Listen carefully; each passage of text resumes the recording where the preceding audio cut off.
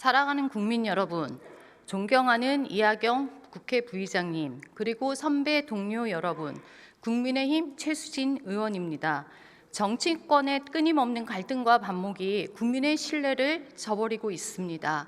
저희 국민의힘도 아직 국민의 눈높이에 부족한 점이 있습니다. 하지만 더 큰 문제는 윤석열 정부 출범 이후 총 29건의 탄핵 소추안을 발의한 것을 비롯해 민주당이 휘두르는 의회 독재, 의회 폭거로 인한 국정 마비입니다. 특히 민주당은 이진숙 방통위원장에게는 취임 전부터 탄핵을 언급하더니 결국 취임 하루 만에 탄핵안을 발의하고 바로 다음 날 통과시켰습니다. 세상에 어디에도 이런 탄핵은 없습니다. 이 탄핵은 오로지 야당을 적극적으로 지원하는 MBC 지휘부를 사수하기 위한 것입니다. 대체 여기에 도대체 무슨 헌법 수호 목적이 있겠습니까? 이번 대정부 질의를 통해서 탄핵 소추의 부당성을 되짚어보고 헌법재판소가 가져야 할 법치의 올바른 자세에 대해서 지적하고자 합니다. 또한 MBC의 각종 편향성, 불공정성 보도, 그리고 민주당이 선전하는 언론 검열과 국민 표현 자유마저 억압하는 실상을 낱낱이 밝혀보고자 합니다. 조용히 해주세요. 이진숙 방통위원장님 나와주시기 바랍니다. 호명된 이진숙 방통위원장이 통로를 따라 걸어 내려옵니다.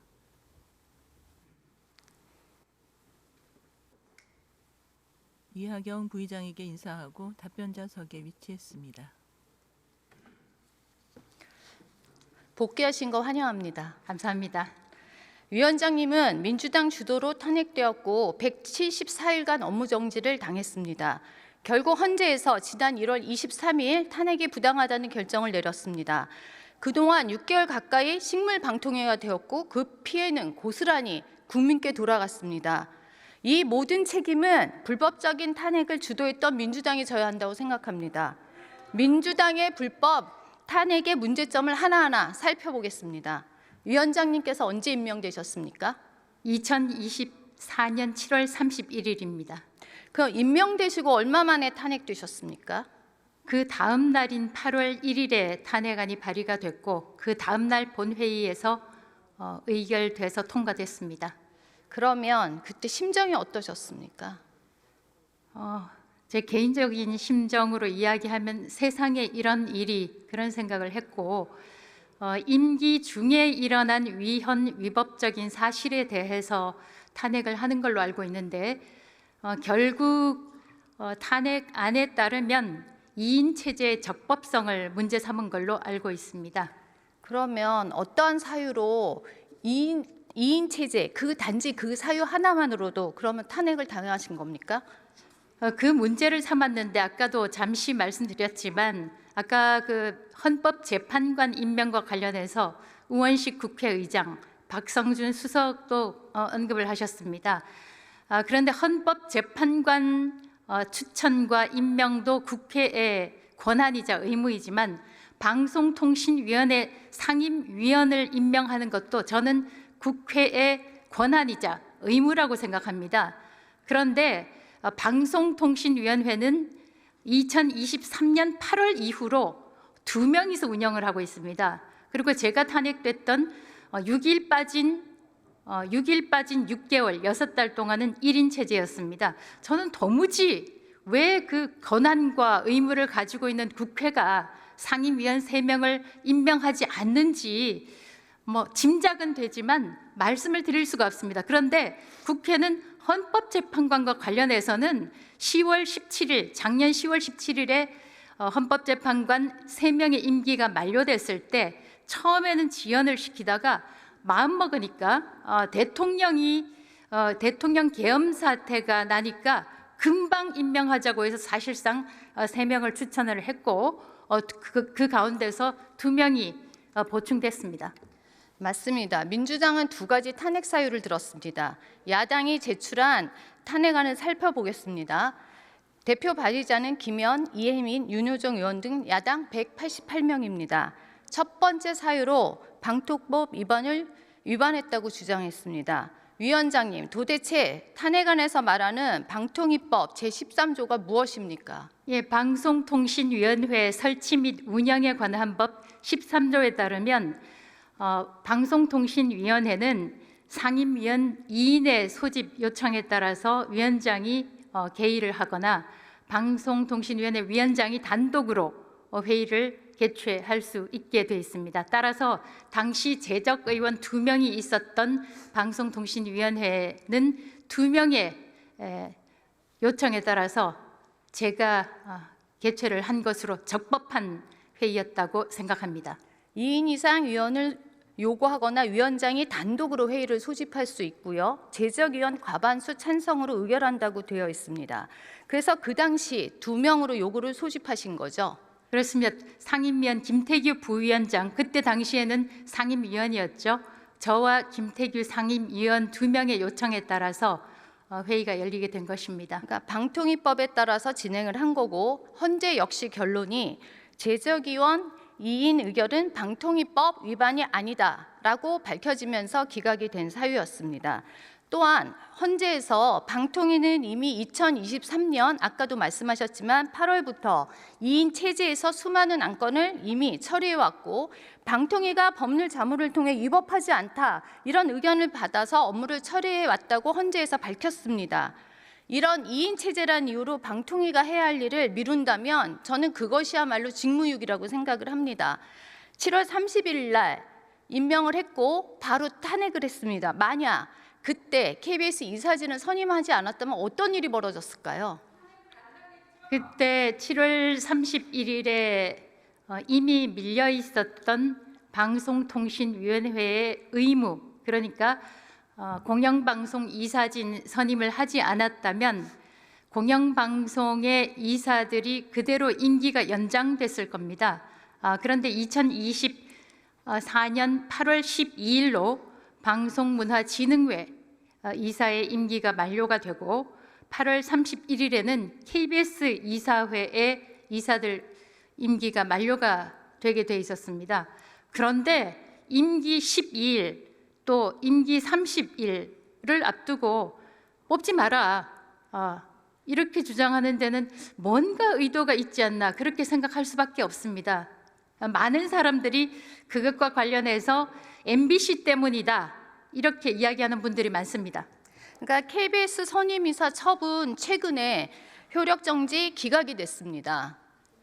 예, 어제 KBS 이사 해임과 관련해서 해임이라기보다는 사실 임기가 다 된 분들이 임기를 마치고 나간 거죠. 근데 이제 야당 이사들이 거기에 대해서 소를 제기한 것인데 2인 체제의 선임이 새로운 이사 선임이 적법하다는 판결이 어제 나왔습니다. 네, 축하드립니다. 감사합니다. 또 야당이 제기한 또 탄핵 사유 하나가 더 있습니다. 박문진 임원 임명 안건에 대해서 회피하지 않았다. 그러니까 민주당의 주장은 한마디로 이진숙 위원장이 공정한 심의 의결을 기대하기 어려워 스스로 회피를 했어야 한다 이런 주장입니다.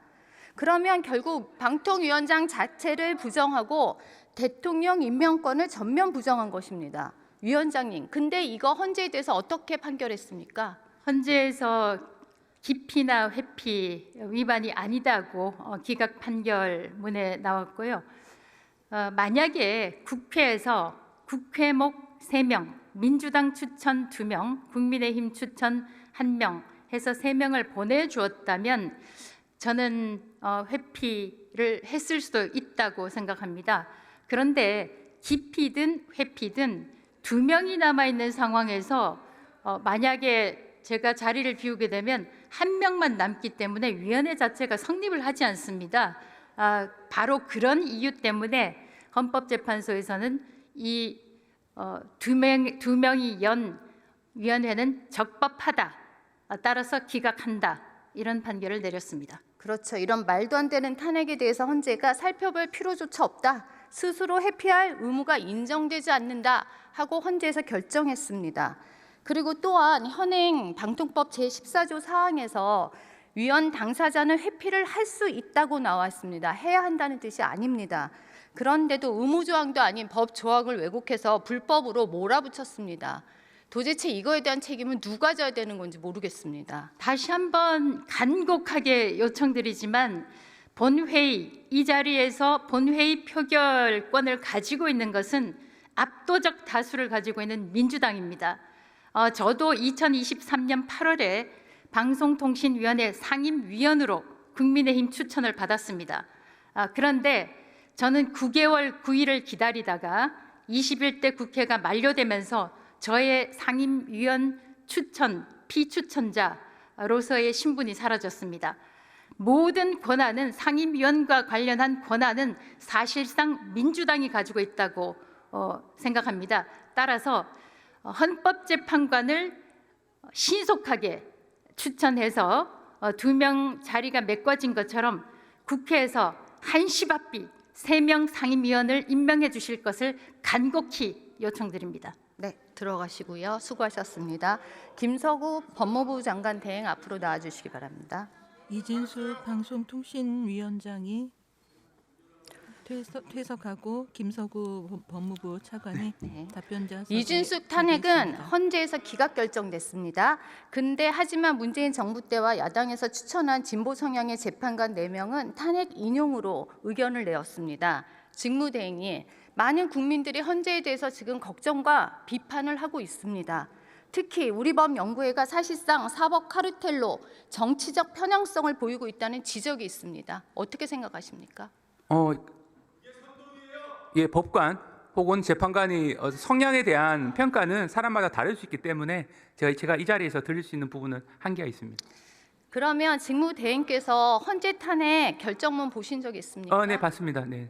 여기서 정치적 중립성 논란을 빚고 있는 4명의 그 찬성 인용 의견을 보면 저는 더 심각한 문제라고 생각을 합니다. 제적위원 2인이 위반이 아니라고 하면서 입법 취지를 고려해야 한다 하면서 과잉 해석하여 위반 의견을 냈습니다. 그러면 직무대행님, 법안에도 없는 내용을 개인적인 의견에 따라 해석했다고 저는 생각합니다. 죄형 법정주의에 근거하여 이게 문제가 없습니까? 죄형 법정주의는 형사적인 부분이니까 지금 말씀하신 사안과 좀 차이는 있겠습니다만 그 말씀하신 탄핵 결정문을 읽어봤습니다. 봤는데 기본적으로 4대4로 의견이 갈린 부분이고 결론적으로 보면 이 국회 측에서는 기본적으로 중대한 위법이 있다라고 주장해서 탄핵 소출했는데 결과적으로 4대4가 됐기 때문에 중대 위법하기 때문에 파면할 정도에 이른다라고 한 주장은 받아들여지지 않는 결과가 됐죠. 그런데 이제 그런 헌재 결정에 대한 당부당에 대한 판단은 여러 국민들이 하실 것으로 생각합니다. 네, 윤 대통령 또 윤석열 대통령, 국무총리, 법무부 장관 등 지금 탄핵 10단을 헌재가 정치적 편향성에 의해서 해서는 저는 안 된다고 생각을 합니다. 그리고 그것들을 국민이 느껴서도 안 되고 국민이 알아서도 안 된다고 저는 생각합니다. 법과 양심에 따라서 공정하게 진행할 것을 정말 촉구드립니다. 네. 그리고 이제 탄핵 소추가 되면 직무 정지되는 시스템은 외국에 일반적으로 있는 시스템은 아니라서 그래서 우리나라에서는 보다 더 좀 더 신중하게 행사하는 것이 필요하다는 생각입니다. 네, 감사합니다. 자리에 돌아가 주십시오. 다시 방통위원장님 좀 나와 주시겠습니까? 김서구 법무부 차관이 퇴석하고 이진숙 방송통신위원장이 호명됐습니다. 통로를 따라 차분히 걸어 내려와서 이하경 부의장에게 인사하고 답변자석에 자리합니다. 지난해 민주당은 단독으로 정부 예산은 4조 1천억 원을 감액해 일방적으로 통과시켰습니다. 헌정사상 최초의 일인 걸로 알고 있습니다. 국가 미래를 위한 R&D 지원 예산, 민생 예산, 정부의 정상적인 운영의 기본 경비마저 정치 보복의 대상이 됐습니다. 위원장님, 마찬가지일 거라고 생각합니다. 탄핵도 모자라 방통위 예산마저 무차별하게 삭감했습니다. 문제 없습니까? 문제가 상당히 많습니다. 저희의 경우에 80억 원이 삭감이 됐고 그 가운데서 기본 경비가 13억 원 가량이 삭감이 됐는데 굉장히 중요한 예산들입니다. 제가 조그만 것부터 이야기하면 이게 중요하다는 뜻이 아니라 저는 지금 그 출퇴근 차량의 기름비, 유류비를 제가 내고 있습니다. 그 괜찮습니다. 국민 경제가, 국가 경제가 다 어려우니까. 그런데 비서실 운영비도 제로로 만들었기 때문에 뭐 기자들이나 손님들이 외부에서 방문을 해도 차 한 잔을 제대로 내놓을 수가 없는 상황입니다. 그런데 그 중에서 가장 큰 것은 소송비입니다. 소송비가 0원인데요. 이게 얼마나 심각한 문제냐 하면 실질적으로 저희가 그 과태료나 과징금을 부과를 하게 되는데 그 대상은 국내 기업들뿐만 아니라 글로벌 기업도 해당이 됩니다. 그런데 그들이 만약에 이제 그 수백억 원대의 과징금을 물 상황에 처하게 되면 그쪽에서는 당연히 또 소송 같은 것을 제기를 하게 되는데 저희는 소송비가 제로, 0원입니다. 뭐 소송비가 몇 천만 원이 있다고 해도 사실상 부족할 판에 이걸 0원을 만들어서 저희가 방송통신위원회에서 변호사 자격증이 있는 사람들 6명으로 이제 저희가 TF팀을 꾸렸습니다. 근데 글로벌 기업 같은 경우는 이제 몇백억 원에 대한 그 과징금을 일종의 그 방어를 하기 위해서 사실 엄청난 로펌의 변호인단을 꾸릴 거 아니겠습니까? 그래서 결국 저희 방송통신위원회의 소송비를 0원으로 만드는 것은 국가적으로 치명적인 피해를 끼치는 그런 상황입니다. 제가 앞부분에 일부러 뭐 자동차의 유류비나 이런 거를 말씀드렸지만 그것보다 더 심각한 것은 사실상 몇십억 원대 피해를 대한민국에 가지고 올 수 있는 이 소송비 0원입니다. 그런데 이제 이것과 관련해서 그 재탄핵과 관련해서도 탄핵에 대한 변호인 비용은 뭐 제가 개인적으로 부담을 하게 돼 있지만 저는 이 부분에 대해서도 국회에 제가 문제 제기를 하고 싶습니다. 저의 경우는 보니까 국회 탄핵 소추인단은 6명인가의 그 변호인단을 만들었는데 제가 상당히 신뢰받을 만한 소식통에 따르면 1억 2천만 원의 소송 비용을 지급했다고 합니다. 국민 세금입니다. 만약 이게 줄탄핵이라고 이야기를 하는데 만약 이 탄핵안을 발의한 의원들이 소송 비용을 n분의 1로 나눠서 내야 된다. 그런 게 있으면 이렇게 줄탄핵이 있게 될까? 저는 그 말씀을 드리고 싶습니다. 다시 한번 그 방송통신위원회 소송비 0원을 만든 것은 국가적으로 대한민국의 수백억 원, 수십억 원의 손해를 끼칠 수 있다. 이 말씀 드립니다. 그렇죠. 기본 경비뿐만 아니라 국내의 빅테이크나 대형 플랫폼 이 분쟁들을 저희가 해결하지 못하면 우리나라 기업들은 다 죽어나가고 있는 겁니다. 그리고 방심이 자체에 건물 임대료조차 못 낼 상황입니다. 좀 조용히 해주세요, 의장님.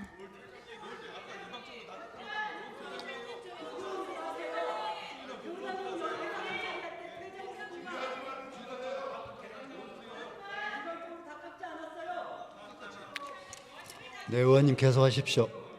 방심위는 기본적인 임대료조차 못 내고 있습니다. 이런 불법 모니터링 앞으로 심의에 대한 차질도 많을 거라고 생각합니다. 확인해 보세요. 야당 예산 삭감을 좀 피해갈 수 있도록 좀 대책을 마련해 주시면 감사하겠습니다. 그렇게 하겠습니다.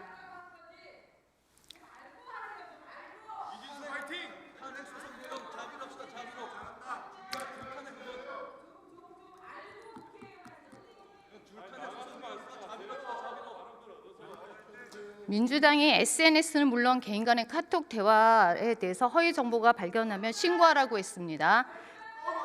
거짓말이십니까? 여기 봤잖아요. 이재명 대표도 카톡 뉴스의 성역 아니고 민주당의 역량을 총동원하여 책임을 묻도록 하겠다고 했습니다. 위원장님께서 언론 활동 오래 하셨습니다. 민주당식 이런 언론에 대한 검열 자유 이거에 대해서 의견 좀 주십시오. 예, 카카오톡은 네이버 라인이나 다른 소통 수단과 마찬가지로 거의 전 국민이 소통 수단으로 사용하고 있는 것입니다.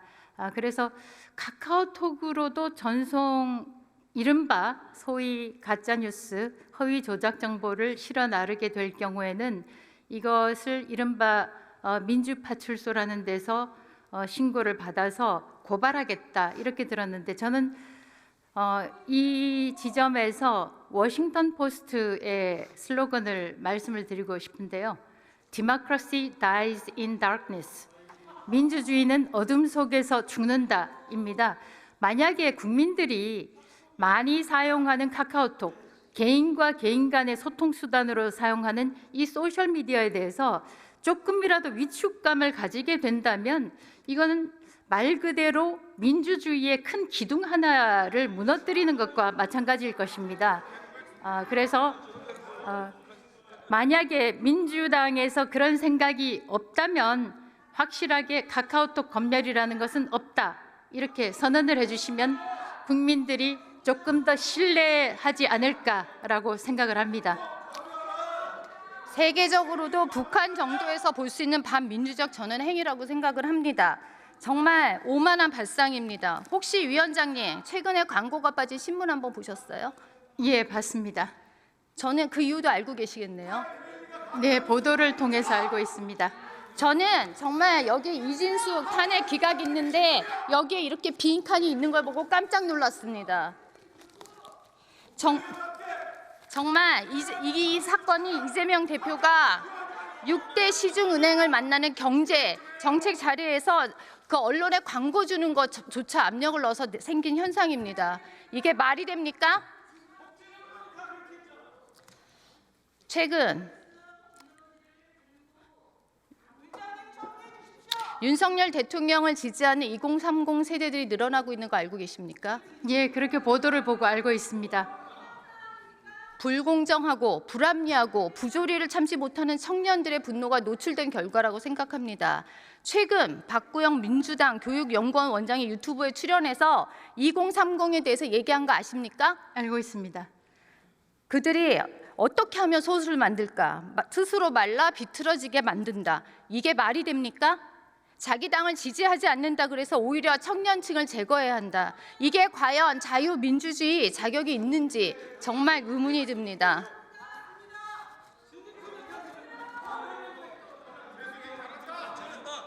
MBC 관련 한번 말씀 꼭 드리고 가야겠습니다. 제가 안 하려고 했는데 꼭 드리고 한번 가야겠습니다. MBC 띄워주세요.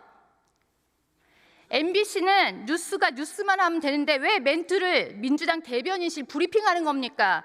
여기서 구구라는 표현 계속 나옵니다. 위원장님, 도대체 이런 구구가 여기서 왜 나옵니까? 아까 다른 분에 대한 질문에서도 극우라는 표현이 나왔는데 제가 조금 상징적으로 말씀을 드리자면 대한민국에는 극우만 있고 극좌는 없구나, 그런 생각을 하게 되는데 통상 저희가 극이라고 하면 ultra right든 뭐 ultra left든 무력을 사용하는 폭력을 사용하는 그런 세력들을 이야기하는데 히틀러의 나치나 미국에서 쿠클락스 클란 폭력을 동반하는 것을 이야기합니다. 자, 그런데 만약에 이진숙을 극우라고 하고 또 2030 세대 광화문 집회든 아니면 집회 현장에 나가는 2030을 극우라고 한다면 저는 그 이야기를 도저히 믿을 수가 없고 우리 국민의 상당수를 극우 세력으로 몰아가는 그런 시도라고 생각을 하고 있고요. 굉장히 위험한 발상이라고 생각합니다. 만약에 그렇다면 비이재명계들이 움직인다라는 언론 보도에 대해서 움직이면 지지자들 모아서 다 죽여버리겠다라고 이야기한 최민희 의원이 바로 극좌가 될 것이고, 그러나 저는 한 번도 최민희 의원에 대해서 극좌라는 표현을 쓴 적이 없고 저는 제 개인적으로 적어도 제 기억이 맞다면 극좌라는 표현은 쓰지 않습니다. 사실 이번 교섭단체 대표 연설에서도 MBC는 명백한 차이를 보였습니다. 민주당 이재명 대표 연설에는 친절한 해석까지 덧붙였고요. 우리 국민의힘 권성동 대표의 연설은 야당 탓맛하는 연설로 몰아갔습니다. 저는 아니라고 생각합니다. 진실대로 보도해 주시기를 강력히 촉구합니다. 위원장님, 3박 4일 빵 청문회 하신 거 기억나시죠? 예. 법카 때문에 아까도 법카 얘기 나오더라고요. PPT 보시죠. 이재명 대표야말로 경기도지사 시절 법인카드로 얼마를 쓰셨는지 압니까? 개인 2,790만 원씩 샌드위치 먹고요. 아니 과일 2,790, 샌드위치 685만 원. 거기다 세탁비 쓰시고요. 샴푸까지 쓰셨습니다. 그래서 이거를 지금 개인 카드 유용 혐의로 11월에 기소당했습니다. 위원장님은 기소당한 적 있습니까? 저는 아직이라는 표현은 적절치 않습니다만 기소당하지 않았고요. 법카 이야기가 나왔으니까 MBC의 60여 년 역사상 법인카드가 공개된 것이 좀 시쳇말로 까인 것이 두 번 있습니다. 한 번은 김재철 사장 법인카드가 저희가 현재까지 추정하는 것은 민노총 언론노조 회원이 불법적으로 빼줘서 빠져나간 것 한 번, 그리고 이진숙의 법인카드 내역입니다. 저는 한 번도 사적으로 사용한 적이 없기 때문에 자발적으로 자료를 공개하고 제출했습니다. 이 사실을 말씀드리고 민주당에서 이것과 관련해서 유성경찰서에 고발을 했는데 3개월에 한 번씩 진전사항을 보고를 받는다고 합니다. 저는 그래서 국회에서 이제 경찰 수사도 지휘를 하나 그런 생각을 하고 있습니다. 이재명 대표는 개인 돈이 아까워서 법인카드로 사용한 혐의를 지금 받고 있습니다. 그런데도 최근 13조 1천억 원의 추경으로 포퓰리즘식 예산을 살펴하자고 합니다. 결국 이 막대한 국가 부채는 결국 우리 청년들, 우리 아이들한테 돌아갈 거는 뻔한 일입니다. 정말 안타까움을 금할 수가 없습니다. 들어가 주시기 바랍니다. 이진숙 방송통신위원장이 부의장에게 인사하고 자리로 돌아갑니다. 질문자 최수진 의원이 단상을 의원석 방향인 정면을 향해 위치를 조정하고 있습니다. 하실 얘기 있으면 개인적으로 오시고요. 시간이 없습니다. 사랑하는 국민 여러분, 플라톤은 정치에 관심을 두지 않으면 결국 정치가 당신을 지배한다고 하였습니다. 지금 우리나라 정치가 매우 혼돈스럽습니다. 그럴수록 국민이 더 많은 관심을 보여주셔야 합니다. 그리고 민주당의 흑색 선전에 가려진 진실을 명확하게 봐주셔야 합니다. 존경하는 국민 여러분, 다시 우리나라가 바로 설 수 있도록 정치 개혁의 주인공이 되어주시기 바랍니다. 그래야만이 정치적으로 탄핵을 악용하고 국가 운영을 방해하는 민주당의 폭주를 막을 수 있습니다. 발언 시간이 초과되어 마이크가 꺼진 상태입니다.